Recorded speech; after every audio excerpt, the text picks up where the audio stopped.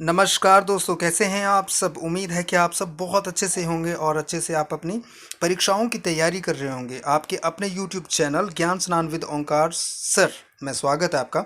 हम पढ़ रहे हैं यूएनओ, संयुक्त राष्ट्र संघ, यूनाइटेड नेशंस ऑर्गेनाइजेशंस।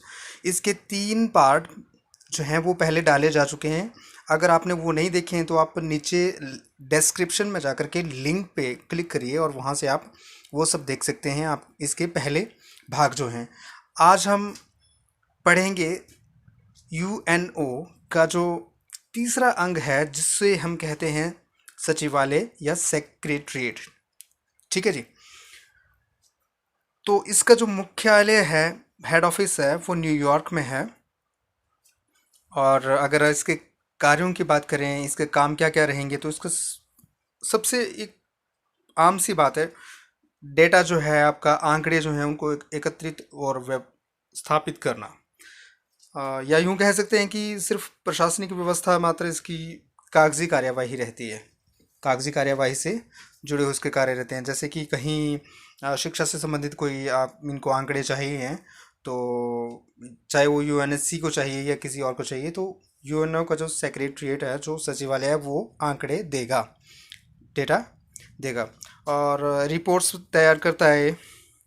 और आपका नेक्स्ट जो है, इसमें हम यह भी कह सकते हैं कि यूएनओ के किसी भी अंग को, 6 अंग हैं यूएनओ के, 6 में से किसी भी अंग को अगर आवश्यकता है तो आंकड़े जो देगा वो कौन देगा?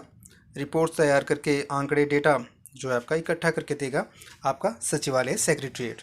और सेक्रेटरीट जो है आपका, सचिवालय में एक महासचिव होता है।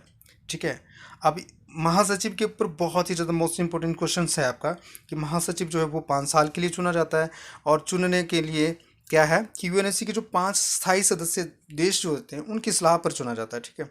और वर्तमान में कौन है? एंटोनियो गुटरेस जो हैं, और ये 2017 से पद पर हैं। और सबसे मोस्ट इम्पोर्टेंट है आपका कि यूएनओ का प्रतिनिधित्व महासचिव करता है। ठीक है जी हाँ, मोस्ट इम्पोर्टेंट क्वेश्चन।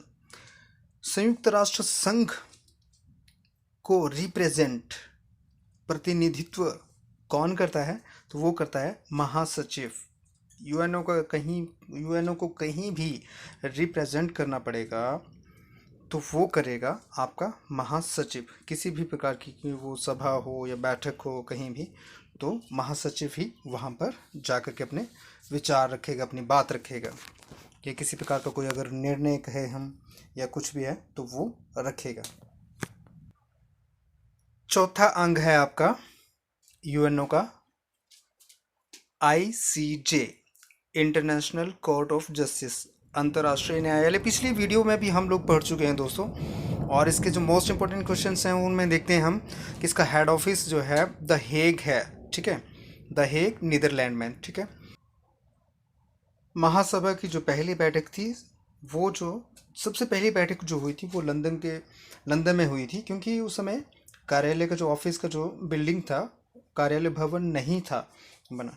और आईसीजे क्या करता है, आईसीजे में क्या होता है, तो वहाँ पर युद्ध काल, जो विश्व स्तरीय युद्ध होते हैं, बड़े बड़े युद्ध होते हैं, वहाँ के जो जुर्म संबंधित या अपराध संबंधित मामलों की सुनवाई होती है, या दो देशों का कोई आपका आपस का जमीन का या आपके बाउंड्रीज जो रहती हैं, सीमाओं का कोई विवाद होता है, उस इस प्रकार के जो विश्व स्तरीय जो आपके मुद्दे रहते हैं, विवाद रहते हैं, झगड़े रहते हैं, उनका निपटारा किया जाता है आपका इंटरनेशनल कोर्ट ऑफ जस्टिस में। कोरम की बात कर रहे हैं, कोरम जिसे हम कहते हैं कि जनसंख्या पूर्ति, या सत्र कम कहते हैं, जनसंख्या पूर्ति अधिक उपयुक्त रहेगा इसके लिए। तो ये आईसीजे में आपके 15 न्यायाधीश होते हैं, और अगर 15 न्यायाधीशों में से 9 न्यायाधीश उपस्थित हैं तो आपका जो गणपूर्ति संख्या है या कोरम है आपका, वो मान्य होता है। न्यायाधीश का जो कार्यकाल है वो 9 वर्ष का होता है। ठीक है, ये भी एक इम्पोर्टेंट आपका क्वेश्चन है। हाँ, 9 साल तक चुने जाना, पहली बार चुने जाना, लेकिन दूसरी बार चुने जाने पर कोई किसी भी प्रकार का कोई प्रतिबंध नहीं है, दूसरी बार भी चुना जा सकता है। इससे रिलेटेड भी आपको क्वेश्चंस जो हैं यहाँ पर मिल जाएंगे, वो हम आपको बताएंगे आगे। तो दोस्तों बहुत ही मोस्ट इम्पोर्टेंट क्वेश्चन है आपका। आईसीजे की बिल्डिंग जो है, वो भवन जो है, ऑफिस कार्यालय जो है, उसका नाम क्या है? ठीक है, मोस्ट इम्पोर्टेंट क्वेश्चन है। और कई बार बहुत बड़ी बड़ी अलाइड की सर्विसेज की परीक्षाओं तक में ये पूछा गया प्रश्न है। और आईसीजे के भवन का नाम, आईसीजे की बिल्डिंग का नाम है पीस पैलेस। ठीक है, हिंदी में इसका अर्थ शांति महल है, लेकिन पीस पैलेस जो है ये इसका ऑफिशियल नेम क्या है? Piece palace. याद रखना, शांति महल नाम नहीं है। शांति महल तो इसका मतलब हुआ, अर्थ हुआ, इसीलिए यहाँ पे लिख रखा है। ठीक है।